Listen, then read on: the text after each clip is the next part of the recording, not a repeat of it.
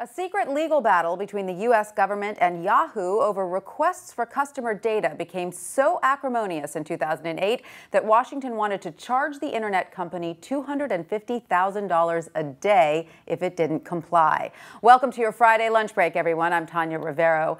Yahoo revealed details of the government's threat after a federal court unsealed documents from a once classified court battle over the scope of the National Security Agency's surveillance programs.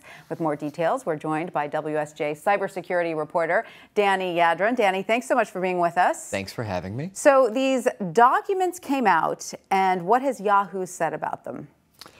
Well, Yahoo is saying, look, this is proof that tech companies were standing up to the government, basically from the moment these laws were passed or amended in 2007, 2008.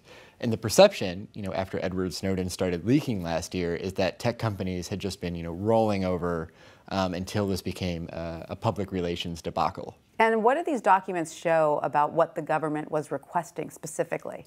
Well, actually, that's one of the things still redacted, because yes, a lot of documents were unsealed, but there's that blackout you see once in a while. So we don't know how many records they were requesting, and we don't know exactly what they are after. But if you read between the lines, it looks like they were trying to get the content of Yahoo emails. Now, Yahoo's big problem was, even if these are people who appear to be living abroad, some of these could be U.S. persons, which, citizens, legal residents, and you need a warrant for that traditionally. Sure, and so to your knowledge, did Yahoo end up turning over the data or paying the fine? According to court records and Yahoo will just say, they lost their appeal, and court records state, basically a few days after the fine was threatened, they started handing everything over. And tell us about this secret court where all of this is going on, because I find this fascinating. Well, this is something, in the past year, we've started learning a lot more about the Foreign Intelligence Surveillance Court, and this is, a long-standing institution in Washington. But this approves these sort of, requests for surveillance data, especially overseas, hence its name. Yeah. Traditionally, this is operated entirely in secret and still does.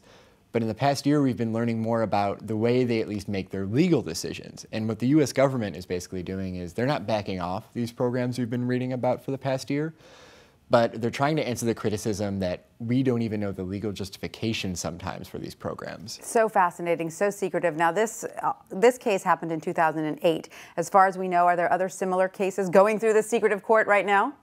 I mean, tech companies have strongly suggested that, and there have been other cases in other even more open courts that have to do with surveillance. Microsoft recently lost a case in Ireland where it was telling the U.S. government, we don't have to give you this data because it's in Ireland. And right. The U.S. court, said no. Google has had similar issues that have, leaked out in the press, actually because in one instance, someone in the government forgot to black out the name Google in one instance. So these things do get out occasionally. Fascinating stuff, Danny. Thank you so much for joining us today. Thank you.